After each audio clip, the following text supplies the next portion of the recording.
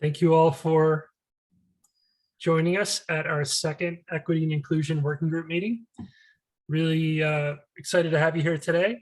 Looks like we have 6 people on the call, and I know there were 4 people that took the poll ahead of time.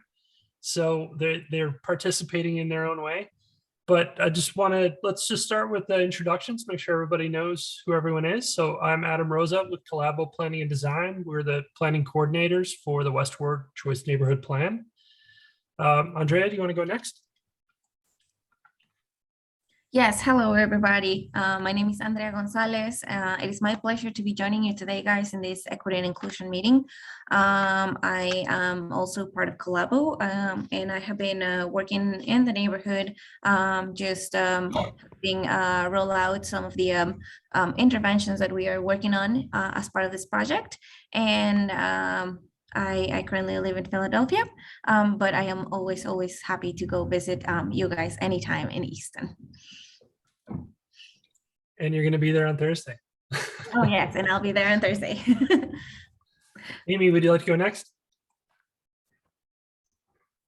Hi, everybody. Amy Bacadora with the Westward Community Initiative, where I am a manager and also a Westward resident.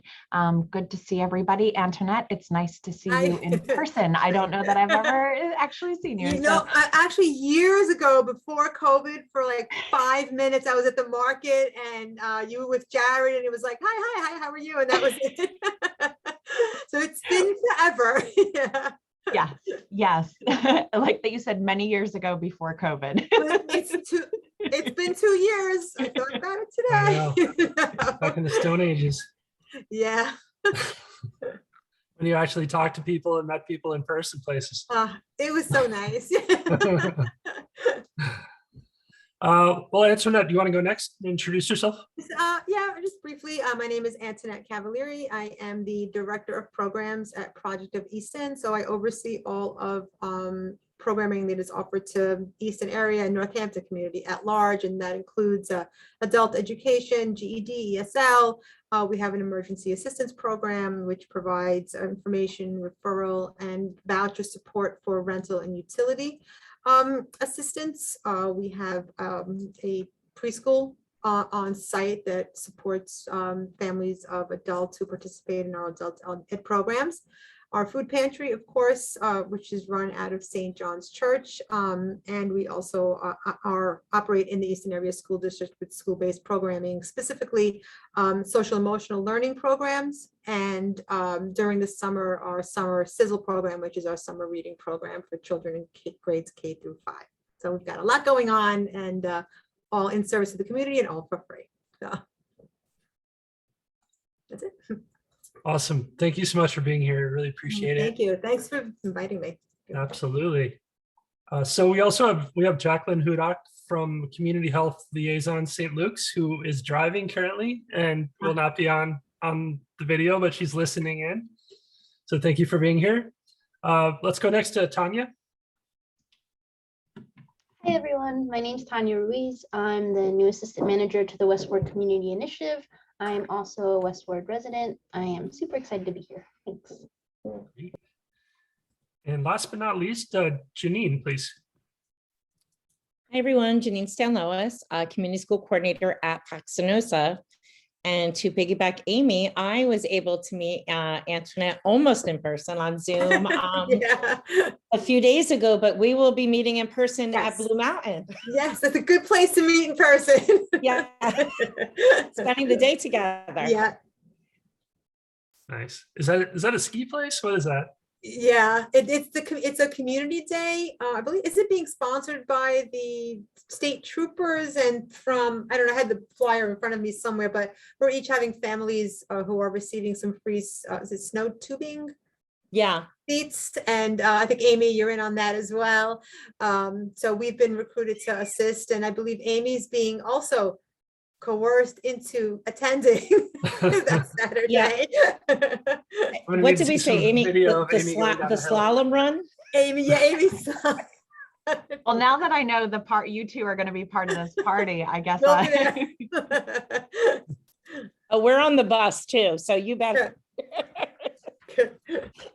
Bus is the fun part, right? Mm. Okay, well, let's get started. Thank you all for being here. So at our first meeting, we covered a lot of ground. You can see on screen here, we have kind of our brainstorming graphic that talks about the vision of equity and inclusion. And everything that you see in the yellow sticky notes are things that we added from our first working group meeting.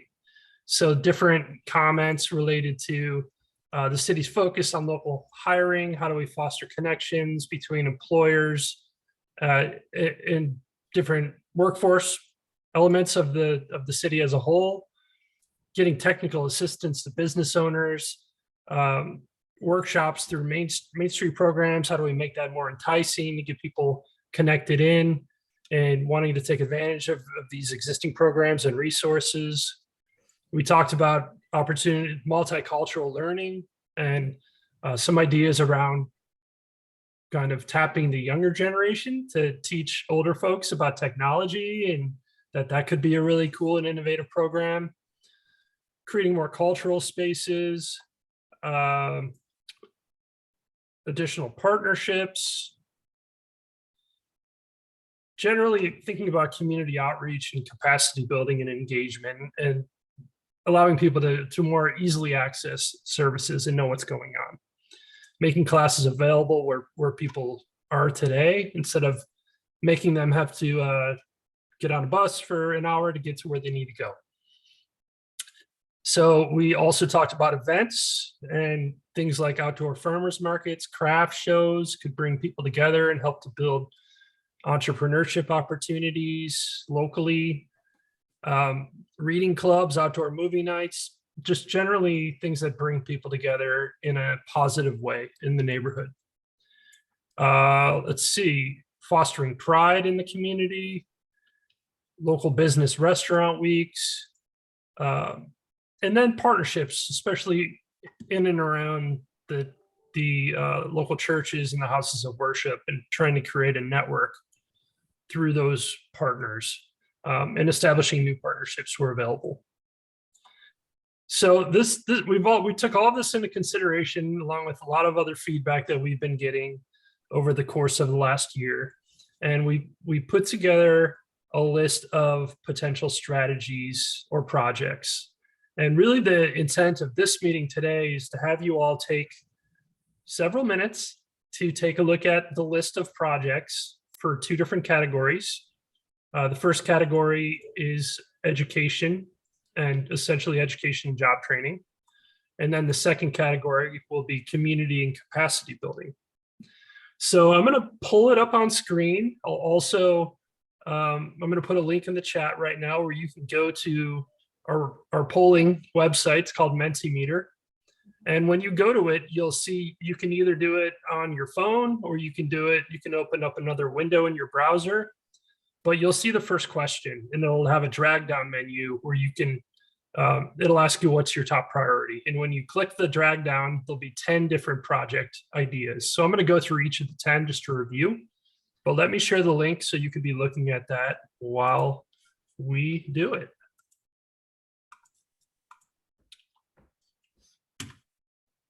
So the link is in the chat. I'm also going to do this other thing that may make it easier for people.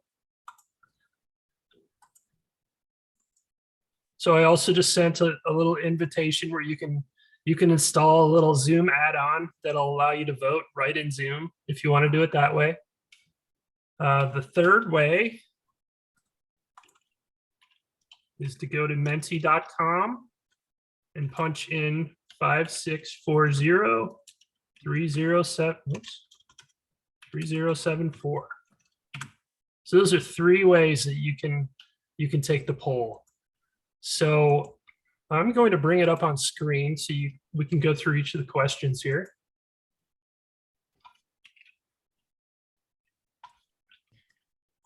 If you go through the Zoom app, there's like all of the surveys out there. So the one that we're talking about today is the Westward Equity and Inclusion. All right. So, like I said before, there's been 4 people that voted already on this, but don't let it weigh your thoughts too much. But the 10 projects in no particular order that have been identified by the group. The first is a youth mentorship program in the West Ward. The second would be additional language classes. We know how important that is. The third would be resume classes and job fairs that could kind of happen together. The fourth is education grant assistance programs for students. So helping young people tap into resources and kind of guiding them forward, and so they can understand what's out there. The next is technical support for government assistance programs in general, and giving people a way to understand the different programs that are currently available in Easton and how they can access those. The next is an educational readiness and STEAM program. Following that is the Youth Elder Skills Exchange. That's where we were talking about the idea of having young people work with older people to help them build their tech skills. Let's see, things just shifted around. Technical assistance for, talked about that. Barber Cosmetology Training Center. This is an idea that came out of our West Ward neighborhood plan. We had a few different meetings, and I remember a young man showed up. He's a local barber, and he had a vision of establishing a barber college within the West Ward. We thought it was a really great idea, and we'd love to hear your thoughts on that as well. The last two, cooking and restaurant work classes that could help people gain employment in the restaurant industry. And then the final one was the idea of a reading club, and that could be connected in with our little free library programs that we've been working to establish through the plan. So I'm going to give everybody another 5 or 6 minutes to take a look at those 10, put them in order of priority from your perspective, and then we'll have a conversation around it, and we'll talk about each one and why you voted the way you did. I have a question from a participant. Is everybody in this call allowed to vote? Yes. All right, thank you, everybody. So vote away. Make sure that you take your opinions to heart, and then we will give a moment for everyone to share them. So thank you. Yeah, everyone except myself and Andrea, because we're not Right. residents. You guys are Thank you. residents. You live there.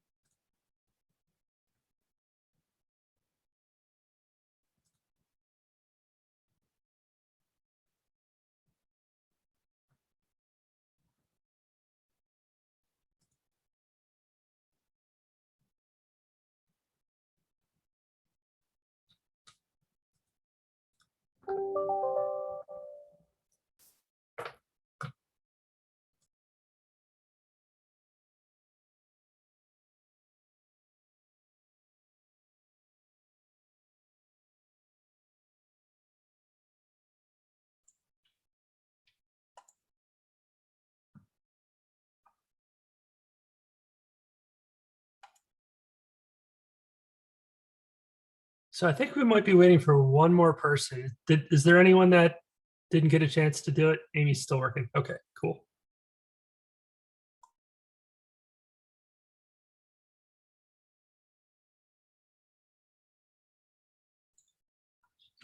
Awesome. So we have 8 votes in, which I believe is everyone on the call, plus the 4 people who weren't able to join us, which I think one of those was actually Jacqueline as well. So the top, just by this poll, it looks like the top ranked education training programs, number 1 is a tie with language classes and youth mentorship program. Number 2 would be resume classes and job fairs.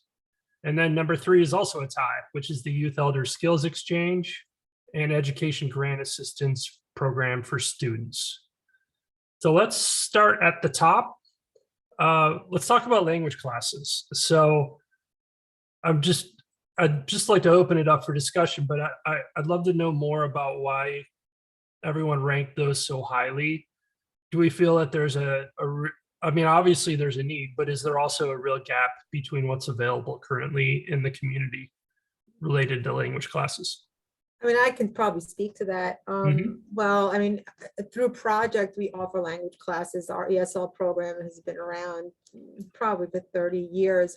I see a constant influx of people coming in, either at a very, very low level of English language knowledge or a very high level who just need to brush up and maybe need, academic skills.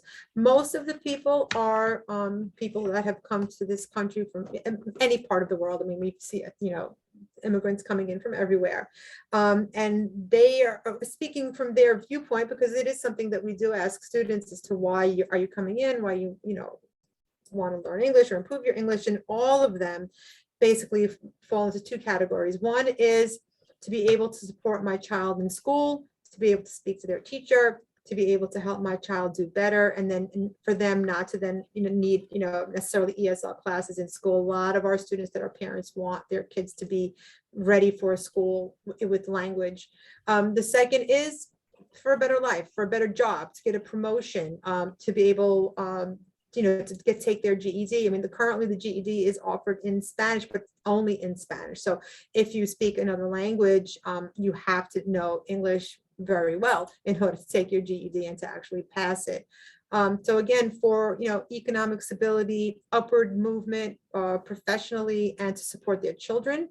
I mean, I voted language number 1. I'm a teacher by trade, so of course to me it's always going to be education.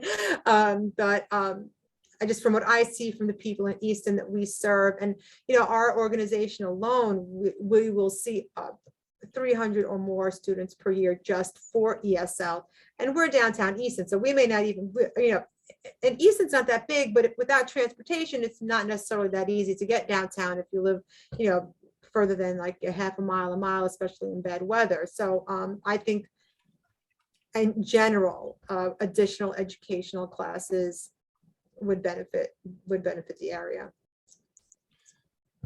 I'm just curious, are you seeing with different kind of waves of immigrants coming from different places, is there a need for different types of language programs that aren't offered, say for immigrants that are coming from Cambodia versus coming from Guatemala? Well, no, as language being taught, especially any language, whether it's English, whatever, when you're learning a new language, you want to be immersed in that language. So we are not serving a specific, we don't do a specific instruction based on the fact your first language is Spanish. If you're here to learn English, you're learning English. So we will not, as a matter of fact, in the classrooms, it's English only as much as can be, unless someone needs support, we'll pull someone in if we have someone that speaks their language. But we don't really need to target specifically by native language, but certainly target based on need and what people are looking to achieve, whatever goals they specifically have to improve or gain language and English language skills in this case. Thanks, it's really helpful. Andrea? Thank you so much for your insight, Antoinette. It sounds like it's totally like I strongly agree with everything that you say. I am an adult learner of English, so I'm familiar with the struggles. I wanted to ask you, do you guys take a survey, or is there some data that you could pull direct us to as to what are the greatest challenges for new students Mhm. in when they come to the classes? And then is there, do you guys track them? Like they start at level 0 and then they Absolutely, stop coming yes. on level 3. Absolutely. Yeah, I track data for every one of my programs and for every one of my clients. It's a necessary, I don't want to say evil, but it's a necessity, obviously for funders and for us to know that we're doing the job that we promised to do for the students that do come in. I can tell you without surveying, the greatest challenge that people will come in, we have case managers that work with students. They ask about barriers, challenges, and any other issues that they may be having, is generally transportation. Interestingly enough, technology, multiple pieces of hardware in the home for learning, especially because of COVID and children that were doing school from home for so long. So that's gotten a little bit better now as things are kind of getting back to normal in that respect. But number one thing I usually hear is really transportation and getting to where they need to go to take classes. Great, thank you so much for your question. I have a follow-up suggestion, if I may. And this is just coming from like an outside perspective, like I was excluded from the survey. But I have seen, well, when I was taking English as a second language classes like 10 years ago, I found that when the English language class was connected to like practical things, like, okay, we're gonna learn today how to fill up the application for social services. Mhm. Like, I feel like we can be, I don't know, more efficient, and participants Mhm. may also become more motivated. Yes. Yes. Could we also create a connection there? Mhm. Yeah, well, I don't want to just keep talking about project, but I mean, I will. That's where I work. A part of our curriculum, and actually we are required, as we are funded by the State Department of Education, to integrate life skills into instruction. So we're not just teaching English. We're teaching English also combined with work skills readiness. I mean, we're required to do that. And we're required to infuse civics into that. So learning about US history, citizenship, how to get your driver's license. And, we try to include through our family program. In our family program, we always include, pieces having to do with parents and, working with schools. So yes, you are correct. Language for adults is not just, I want to learn English. So they have English goals that go far beyond just being able to speak to my neighbor because they're very nice and we want to go have a cup of coffee. So they want to learn, and we are required to and do include that in our language instruction. So if the language classes became one of the items that moved forward and we were looking to implement it outside of just downtown East, or maybe expand what was happening here, it most certainly would require a curriculum that does involve real life skills. I'm sorry, I have to, excuse me 1 second, my phone keeps ringing. Sorry. No problem. Thank you for that. Let's go over to Janine. Love to hear your perspective. Yeah, you know what I wanted to add to that? Like, I totally, like, I think Antoinette hit the nail on the head. What we're seeing a lot of in the schools right now is we're getting more and more students transferring in right now that speak absolutely no English whatsoever.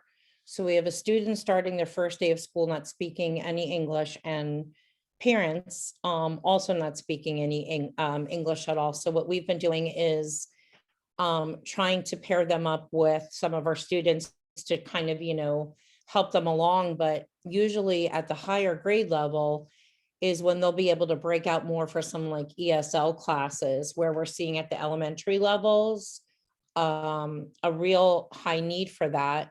And then another interesting thing, when Amy and I, with all of our vaccination clinics that we have been running, the one thing our parent family liaison, Javelle, had shared with me was, with a lot of our parents that speak Spanish, and she's been trying to work with some of them with speaking English, reading actually, we're seeing a lot of the parents that speak Spanish, they're not able to read Spanish. So that's becoming a little bit of a disconnect as well too, when a parent that wants to learn English, but fundamentally learning how to read, that piece is missing, as well too.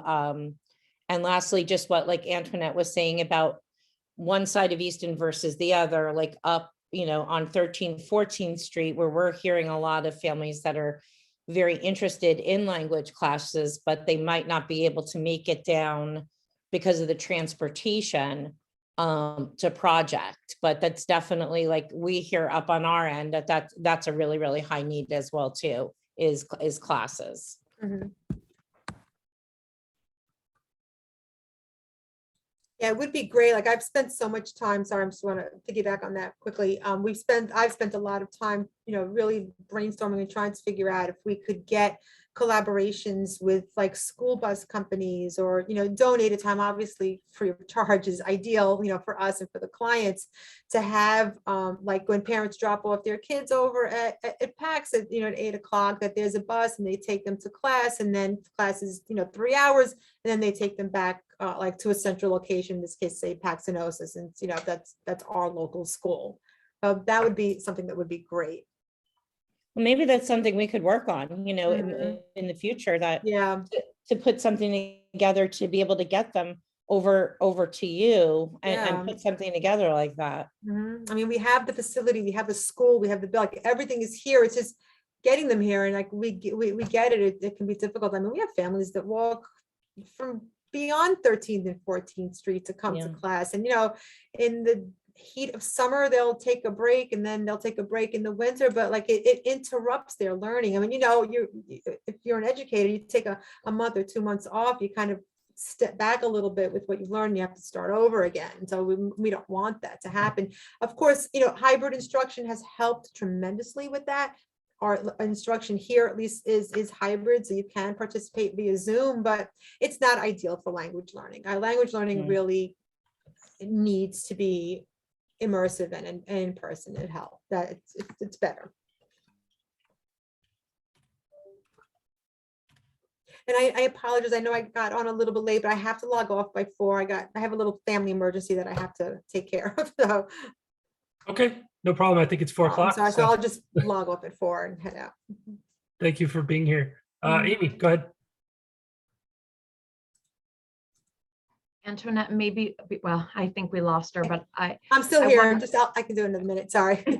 I wondered if there was any interest with project to have a satellite location in West Ward, or do anything, with the pairing with the school. Could you have a, especially in the summertime when, students aren't as much in session, could there be other opportunities there, I am always open. I'm always open to it. So I'm definitely open for discussion and to, trying to figure out a way that we can best serve all the students and the neighborhood. Absolutely. I know transportation comes up so much, and it's just so difficult to try and maneuver and pay for, and so on and so forth. And, I mean, it would be great to have a partnership with, like, say, Easton Coach, or, whoever, any of the local bus companies, they'd be willing to kind of, give it to our students for free. I mean, I know it's asking a lot, though. It is. I mean, you have to pay a driver and insurance and gas on buses, so it's a lot. But maybe there's like a grant out there that we could apply for that could help fund something like that. So yes, absolutely, it should be something on an agenda to talk about. Great. Well, Antoinette, I apologize again, but I'll check in on you all. And will there be an email with just kind of like a summary of the meeting? Yep, we'll send out a recording, a summary, and all that. If you have a chance. Thank you, and I apologize. No, that's fine. I was going to say there's one other question to vote on. You can do it anytime later today if you get a chance. Okay, and the link was in the email from this morning. Yep, same link. Yep. Okay. Exactly. Very good. Thank you. Thanks. Bye. All right, let's move on to the youth mentorship program idea. What are your thoughts on that? Are there any current mentorship programs available to kids within the West Ward? I know that, I guess I had heard that there were things through the college at one time. I don't know if stuff kind of faded during COVID or, what the current situation is on that kind of thing? I guess maybe, should I speak on that or? Sure, go ahead. Yeah, I don't want to. So, pre-COVID, we definitely had a lot of different agencies and whatnot working with colleges connected with our students. In Paxanosa, I paired up with an agency called Senior Corps, which was a very large group of a lot of teachers and whatnot. And we were able to start a mentor program in Paxanosa, where we had about 32 of our kids paired up one-on-one with a mentor that would come in once a week faithfully to see them. And then we even paired some of the mentors to go into a class to help like with reading and whatnot.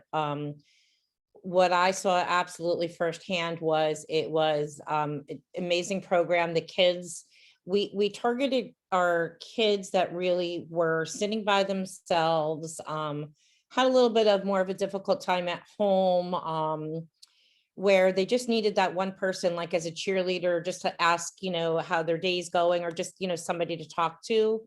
It's very, very much needed. Since COVID, we haven't had anything at all. I don't know if that there is, we're just trying to bring back the colleges, but more in pairing a college group of students with an entire class. So that one-on-one relationship is still not back yet. Yeah.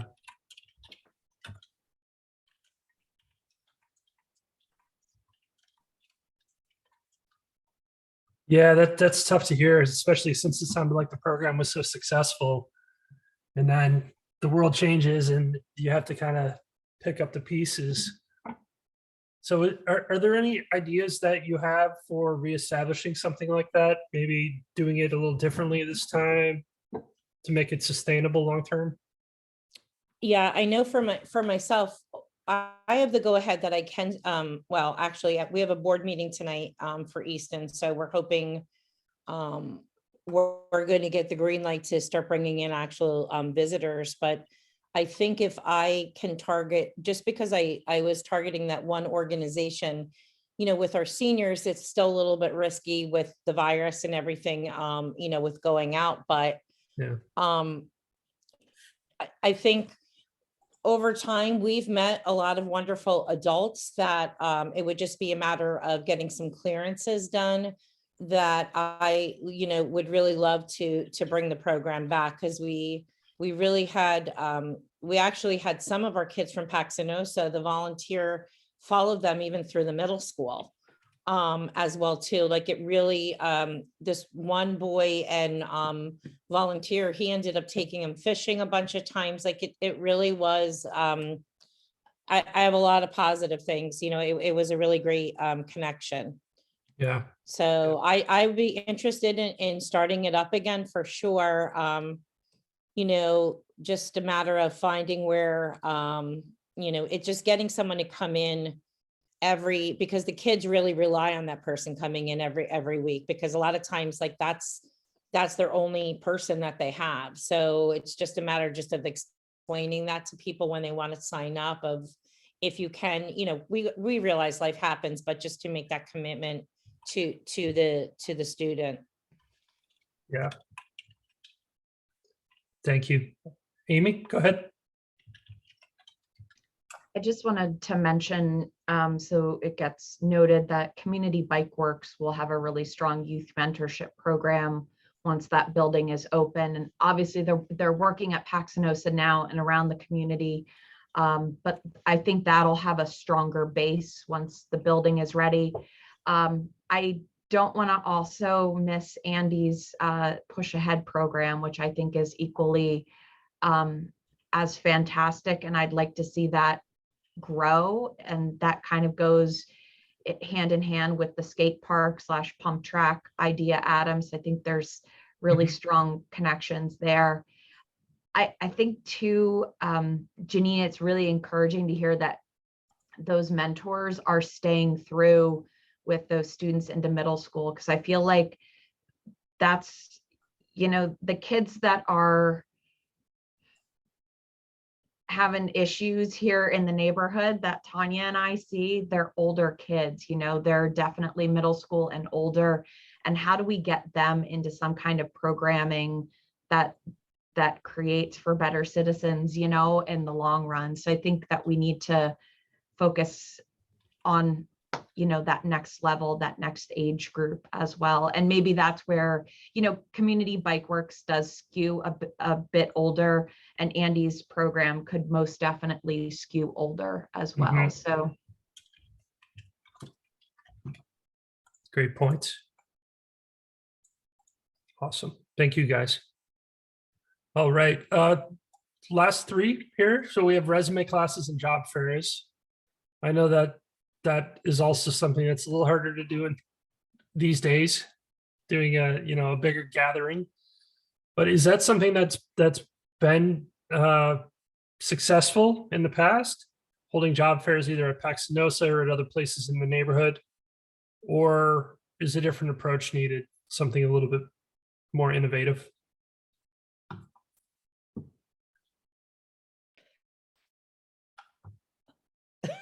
I don't want to, I was waiting for someone else to talk. No, But this is all you. Go for it. We did run, everything obviously is pre-COVID, but the job fairs that I did run at Paxinosa, I targeted on the bigger, the giant supermarket Walmart. What I did was I connected with some people that I knew that work at the high school. So we had a job fair at Paxinosa, which was it was great. I think Walmart ended up hiring about 15 or 16 people. A lot of high school students, and was really great is all the high school kids, they all lived in the West Ward. They were dressed to impress. They came in their nice, like, you know, their khaki pants. They came in their collared shirts, and sat and were interviewed at Paxinosa. I had Walmart over actually twice. I had Giant over, and then a few times what I've done is during our Kellen days, because our Tuesday afternoons are pretty busy with, you know, targeting then just community, you know, people that live in the community that might need work. So 2 times we had like the bigger factories coming, and, you know, I had, you know, they had a table just outside with Kellen. So I think that is definitely something we could do. We could do more of those. But maybe we could do a better job as to hold like just a night with a job fair with a lot of different companies. You know, like sitting in the cafeteria, maybe like all around the first floor, different tables. And, you know, if we could do something where I think we would get a really great turnout actually for something like that. Mm-hmm. Great. Andrea, you want to go next? Yes, it is a question, actually. I love to hear that these events in the past have been so successful, and I can only hope that they continue to be that successful. In our past working groups, we have talked about how to bring employers to the table, and I don't know if we're going to find the answer right now, but if there was a way of building these as a partnership and just saying like, okay, if we are inviting Walmart, if we're inviting the Lehigh Valley Health Network to come here and table, how do we get like an agreement or a community partnership that we want them to hire like from our community, and this is like the bridge right now. It's just a comment more than a question. Mm-hmm.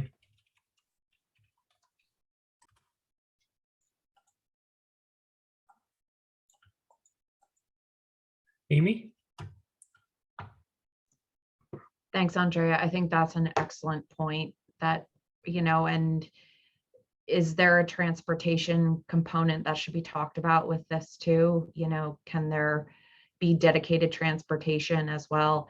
I also think about, you know,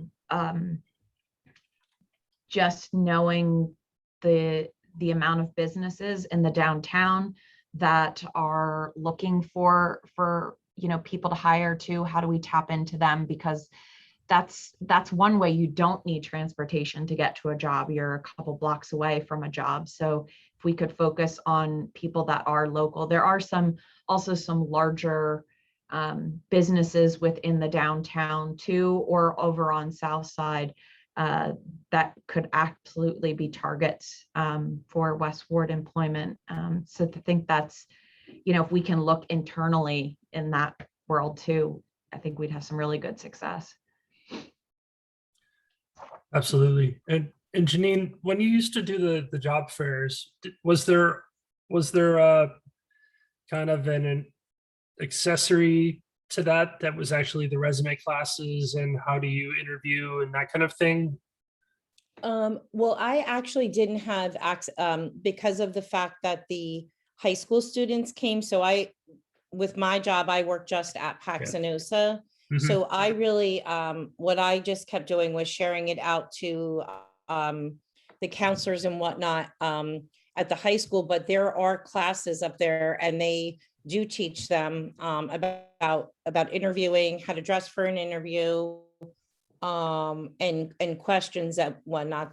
The only thing I needed to provide was I had to get Wi-Fi access. And what we did was I borrowed one of our schools, the iPad carts, because a lot of the applications and whatnot, if you would go to Walmart, you would sit at, one of those like kiosk screens and fill out your application there. So I just had to get them access to be able to use like iPads where we could actually do that at the school.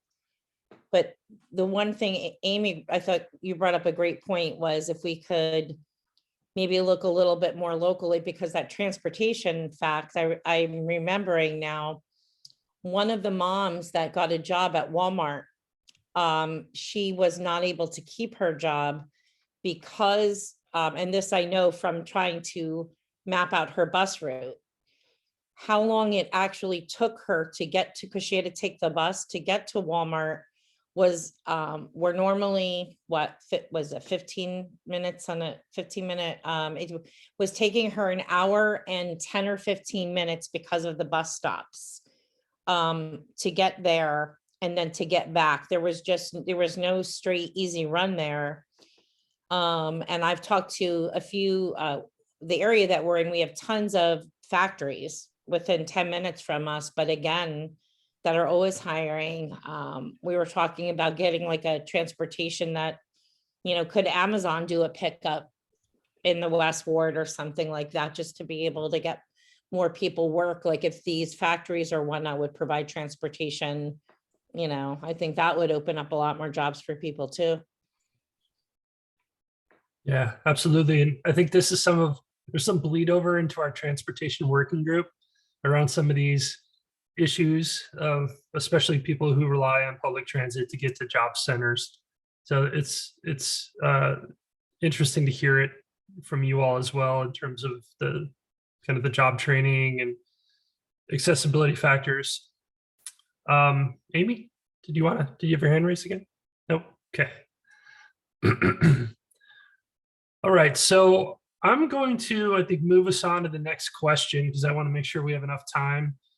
And then, so this is, let me share my screen again.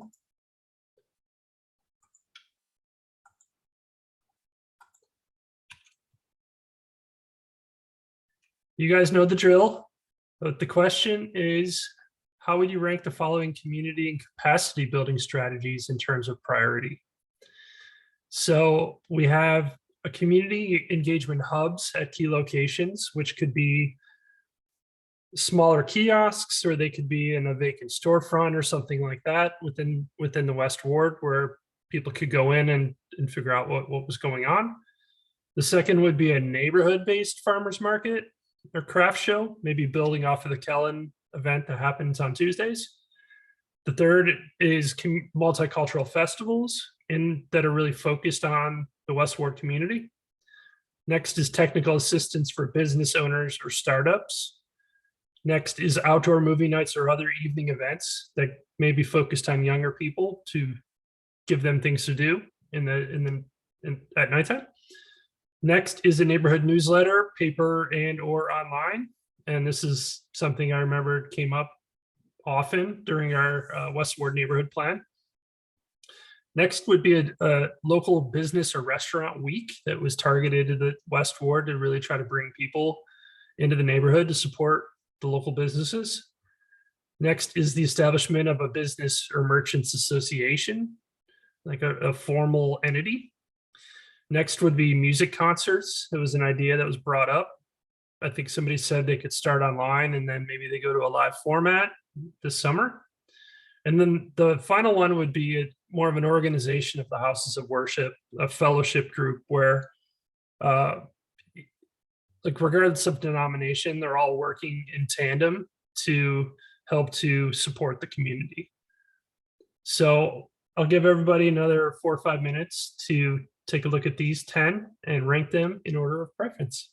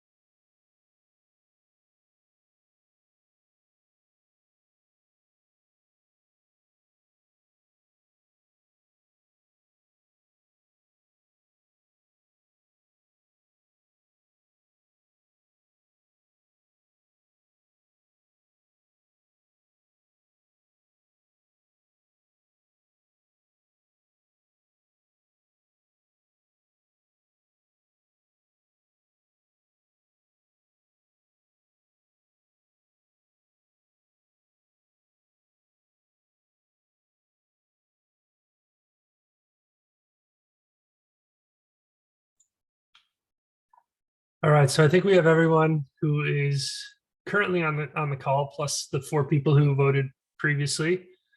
And I know that Antoinette will probably vote later this evening, but just the top ranked strategies at this point, number 1 by a lot, it seems like, is the community engagement hubs at key locations. Number 2 is neighborhood farmers market craft shows. And number 3 is multicultural festivals. So I would love to hear more about the idea about the community engagement hubs and how we can potentially make that happen.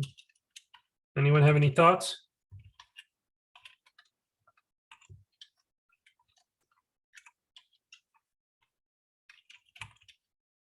Janine, do you have your hand up? I'm sorry, I didn't know how to put my hand down from before. I'm just gonna keep calling on you. Maybe that's why.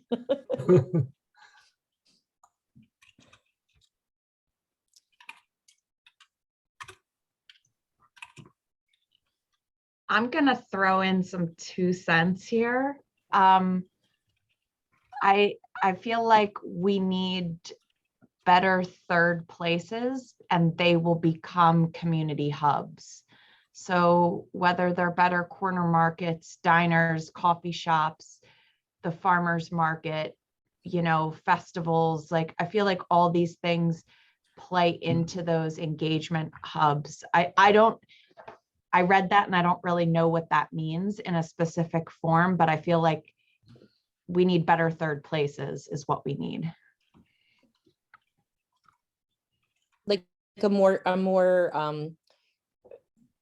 like something that we're doing a little bit, you know, more than just one time a year. Like if we were doing something a few times, like that place would become another hub like that, Amy? Or so when you talk about, so like your first place is your home, your second place is your work, and your third place is a place where you meet community and you know, it's a gathering space, whether it's a corner pub, whether it's a corner market. So you exchange gossip, you share, as we were just talking about this with Bob Freeman the other day, you share a recommendation for a plumber. Like it's these like alternative opportunities to meet with people in your community. And I feel like that's something that we're missing in the neighborhood. And that goes because we don't have a central gathering space. You know, we don't have that main area.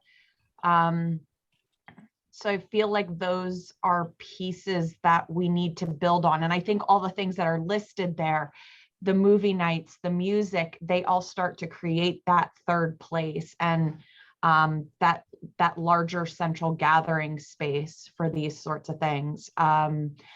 This kind of goes into what is, you know, a business piece. And I'm bummed that that you know, business incubation and starting of small business isn't part of these top 3, because I feel like that's really important in this neighborhood. And to get people invested in this neighborhood and staying in this neighborhood is to open some kind of small business here that then become that kind of community space as well. So yeah, we don't, I mean, our community center is really a youth center. It's not, you know, we don't have that community center, but maybe that's another piece to that as well, is a creation of a true community center that's open for all ages. So I think that kind of falls in line with the third space kind of comment here, third places. Yeah. See that. Thank you. So, yeah, I think it's kind of a combination of the idea of a naturally occurring third place where people want to gather and you're not like forcing them to go to some sort of a hub, but also creating, like thinking about a community center, creating something that could be very flexible and help us to have the types of programs and events that everyone wants to see to create community. So great, thank you. What about the neighborhood farmers market? I know that you all are doing a lot with the Kellen market. Has there been talk of expansion and making it a bigger event overall? Yeah, we are actually going to start one this year, Adam, starting in June. We got an amazing grant from, this is, I don't want to say top secret, but it hasn't formally been announced, but we got a grant from Air Products to make this happen for this year. And I anticipate those dollars will continue forward. We're partnering with Kellen to make this happen. And hopefully Lafayette College will come on board too with their La Farm and their students. And then we already have small businesses interested, and Tanya and I are next charged with finding, you know, what are those other cultural businesses? I jokingly call it as a big cap, like, where's the flan lady? You know, so who else is bringing those cultural pieces that are really reflective of the neighborhood to this? And we want it to have arts to it. We will absolutely have music. We will have ready to eat food so people stay and hang out. It'll be hopefully a Wednesday evening. It'll definitely be an evening, 3 to 7 market. Hopefully it's going to fall on a Wednesday. So people are encouraged to stay. There will be activities for kiddos, but also, you know, like family kickball night and things like that. So people can participate no matter their age and be part of these things. And we're hoping to make it a real gathering space. We also see it as a way to test pilot so many things that we're hearing from the community, whether it's a movie night or a cultural festival or, you know, yoga in the park. Like, people want all these, but yet how do we get the word out? How do we get this? So it's a great way to pilot so many things and find people that are interested and then let it kind of grow organically from there. So we're using it as a real, like, not just a pilot of a market, but a pilot of a lot of things for this neighborhood. So we're super excited and we're moving forward with it. So awesome. Congratulations. Really, thank you. That's so cool to hear. Yeah, I just wrote that this could potentially be a centerpiece for many of the strategies in the Mhm. plan, or a testing grounds, like you said. That's a really cool notion. I've worked in a lot of communities where the farmers markets are really the business incubators, and then you create a pipeline for getting people into a bricks and mortar space based on their success selling or doing whatever they're doing at the farmers market. So that could be really cool. Yeah. I will also mention that this is going to be along 12th Street between Paxinosa and the stadium. So Mhm. just, you know, that's the place to be. So we're Yeah, excited to be there. You know, Amy, I'm envisioning when we were talking about the first thing to the community engagement hub, all I was thinking in my head was in the summertime, I feel like that's what that market's going to end up being too. Like I was thinking about for the volunteer challenge, we got picked up by UGI, and they're going to be building some benches for us for seating, and I asked them to do it on 12th Street, but maybe that's something we expand though, where I could just see this is going to be a gathering place for sure, where you know you can talk, you know, you could share recipes and do whatever. I think it's going to be so maybe seating, we'll have to talk about that. So Janine, UGI is who? We do, so there is an organization, it's Lehigh Valley, oh my goodness. It's the Volunteer Center of Lehigh Valley. And once a year, any nonprofit could submit like a wish list project. And then you pretty much present it to different corporations, and somebody possibly can pick you up, so to speak, and take on your project. So what I had submitted for Paxinosa was because we have our playground, but we don't have that many other space. When the kids go outside, they're going out all doors because we have almost 700 students at this point. We're the largest elementary school. So the kids that want to go out and draw or read a book or whatever, there's nowhere for them to really sit. So I presented that we needed some, reading and buddy benches out on the 12th Street side, because there's really no seating whatsoever over there. So UGI actually picked us up, and I had, she came over to the school today. So she asked me how many benches I wanted, and I was like, oh, that's a tricky question.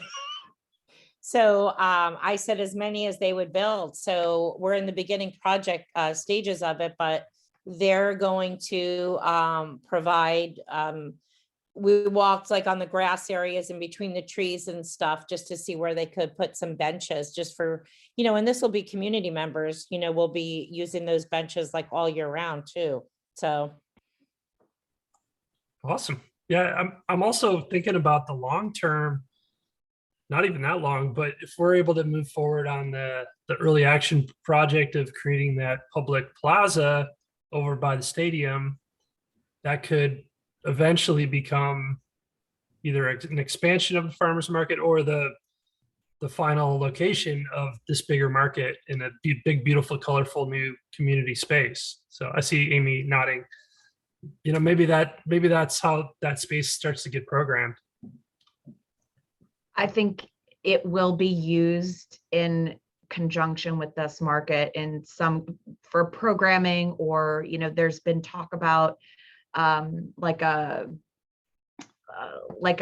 flea market kind of concept. So does that pop up once a month and take over that grassy space? Or I totally see Vanderveer playing into this in the very near future.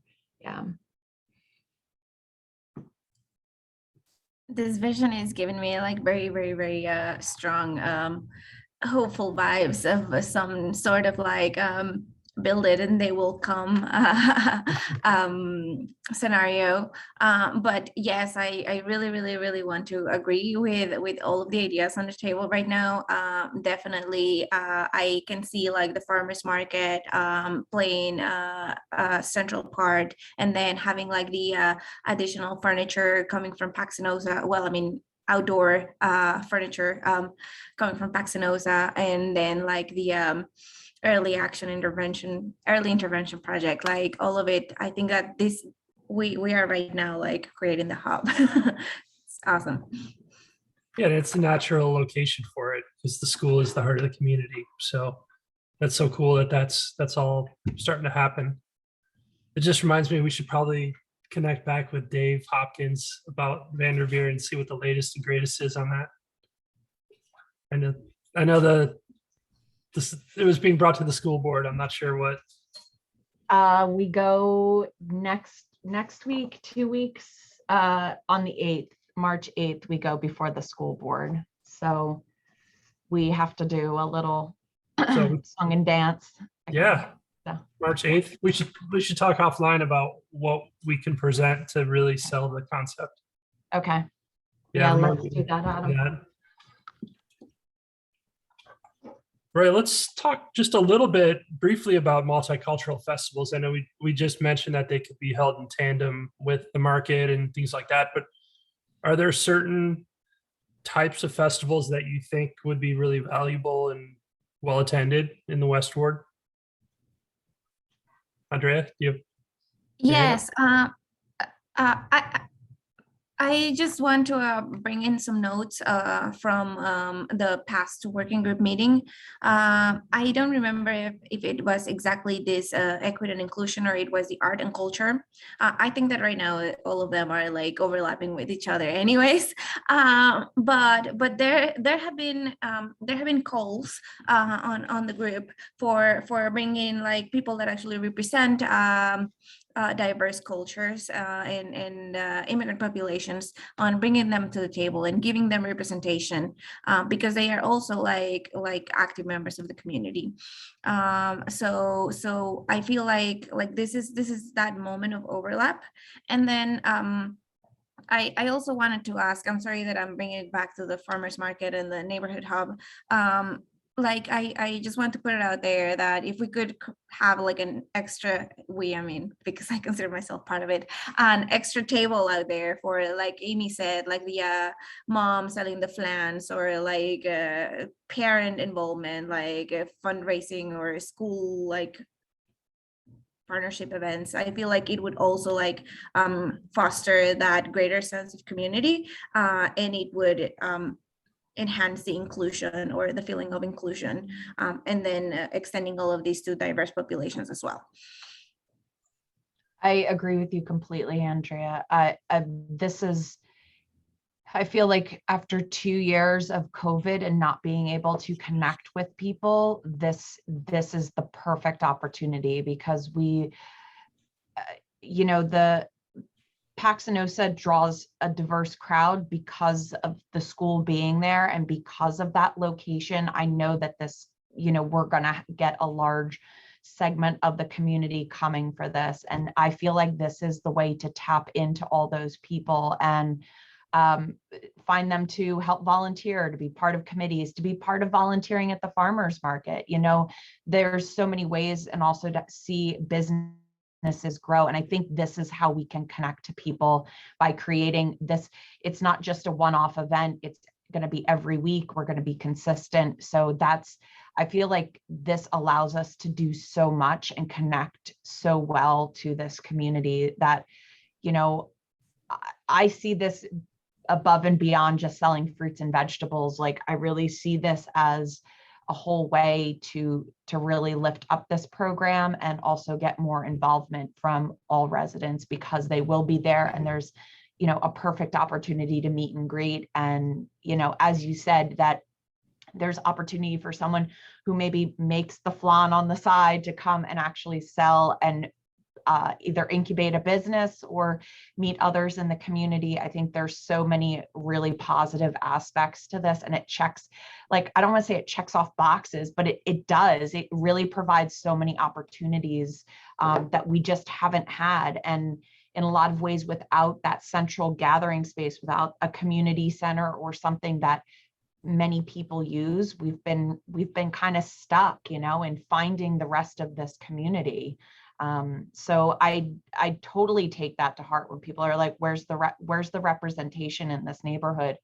because I know it, because I don't have those connections to people. And that's part of this. Thanks, Amy. So I started thinking about when you were talking there, Amy, about like what happens, like if you are able to create a really successful community hub space event, activity center, what happens during this time of year when everybody goes inside and hibernates and a lot of things get lost in terms of like programs and connections and all that. So I still think that there's a need for a physical indoor space where you could then shift that event. Obviously, it won't be a bunch of fresh food and things in the winter, but it'll be a different kind of feel. But to maintain that like sustainability in the winter months. Yeah, I agree completely. I mean, Kellen goes year round. They moved to a different model come the winter time. They do pre-orders only. But I think, I mean, the farmers market in downtown, we have at least a dozen, if not more, vendors that still come. And that includes winter produce, greens, stored veggies, apples, potatoes, those sorts of things. So there still is an opportunity for fresh foods locally. I agree with you completely that probably some kind of indoor venue is needed. I also think that this doesn't negate the need for a larger community center or another larger gathering space too, So I agree with you completely. I would also, we're saying this market is going to be June through September, but secretly I'm hoping we go through at least October and kind of figure out what happens after that, because I think it can really be part of this. And how do we keep it going? How do you keep momentum there? Yeah. You know what, if I can share really quick, Adam, one thing that Amy put together with collaboration with Tucker Silk Mill, where on Thursday mornings, there's some fresh produce that get handed out, still getting handed out now in the cold winter time. But because of that connection and what the people that came out of their homes to get these fruits and vegetables, we've seen firsthand where there's a woman that might be 73 that lives on 14th Street now has befriended another woman that lives somewhere else. And in these cold winter months, they've at least gotten each other's phone numbers. They're texting each other, believe it or not, to see, it's cold, I'm not going to drive. Can someone pick up my fruits and vegetables? So this was something Amy put together. And I think this market and, it's definitely, we're at the beginning stages of it, but we're really drawing out other people in the community. And I think if it was warmer, they would stay and probably sit for hours and talk with one another, because it seems like they only see each other when they come out on Thursday mornings, but it's so cold to even, have any conversations outside. Well, we saw it at the National Night Out. People showed up and they hung out the whole night just because they wanted that community. The music, the food, and everything else doesn't hurt, but it's really, people want to have that space where they can meet with their neighbors and just be part of the community. So yeah, I think it'll be very successful, and I think we could leverage it for many of the things that we want to do for the plan. So that's exciting to hear. Any other thoughts about community festivals or any of the other, either the top 3 community capacity building, or we didn't really hit on the last 2 for the education strategies, the youth elder exchange and the education grant assistance program for students. Just want to see if there's any feedback on any of those. Amy. I just wanted to comment on the education and grant assistance. Maybe this is loosely associated with this, but I was talking with our local SCORE mentor, and they are definitely putting an emphasis on equity and inclusion, diversity, equity, and inclusion. And, how do we get younger people thinking about starting a business too? I think that that's really important, and that could be part of this. And,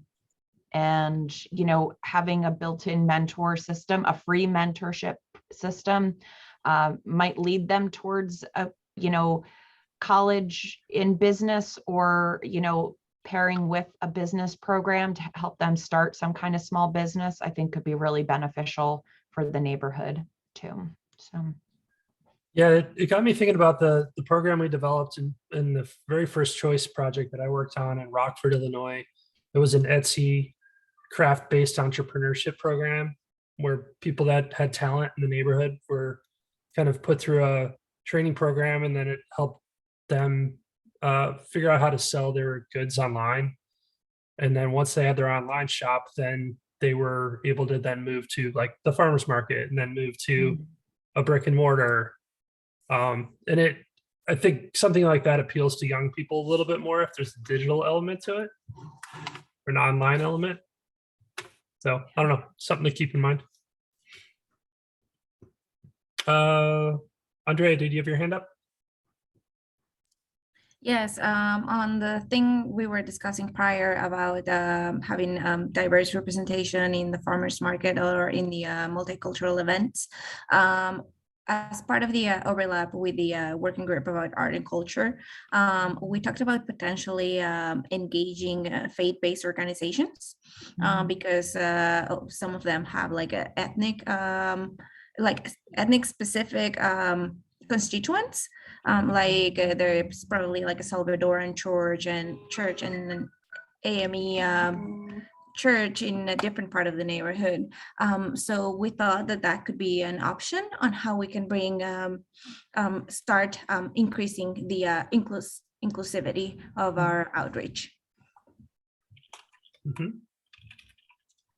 I also think of them as, they're large property owners here, and how do we engage them in multiple ways? Do they become other community hubs as churches used to be in neighborhoods? I know that there's interest in one down the block for me and doing more with the large space that they have. And they're big property owners. So how do they become part of that community, even if their congregation doesn't come from the neighborhood, and participate in whatever capacity, but also be part. Absolutely. You know what, that got me thinking when we're talking like the multicultural festivals, something like a multicultural night maybe hosted at some of the faith-based organizations like we used to do at the school, where people come out and bring dishes from, those have been always our biggest events too, where I remember, my goodness, the cafeteria was filled with just foods. Like that was when the parents were so proud of everybody cooked at home and brought it in, and we just had a big celebration. Just being able to try foods from different areas and whatnot too, like maybe create, some of those. Well, maybe, I don't know if people can make food at home and bring that in yet, but it would be nice eventually. Yep. Awesome idea. All right, well, we have about 10 minutes left. Is there anything else we wanted to dig into? I think we accomplished a lot so far, but just want to make sure we didn't miss anything.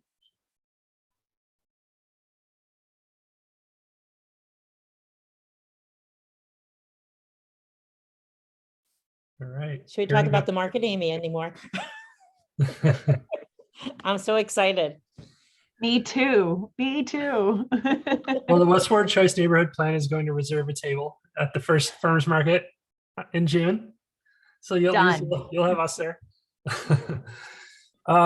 Okay, well, this is really great. So what we're going to do at our third meeting is dig even a little bit deeper into the weeds on some of these details of these projects, because we want to start to identify partners and resources that could help implement language classes, youth mentorship program, like who needs to be brought to the table to make the project a success. So if you want to start thinking about that between now and March, that will be our third and final working group meeting. But I thought this was an awesome conversation. We actually got really deep into some of these different project ideas. So thank you so much for being part of it. We'll share out the notes and we'll share out the recording as well, especially for the folks that weren't able to join us today. But I think we're good. So have a great rest of your week, everyone. And some of you will see tomorrow on our 2 other working group meetings. Everyone else, we will see you very soon. Have a good night. Thanks, everybody. Have a good night. Thanks. Bye-bye.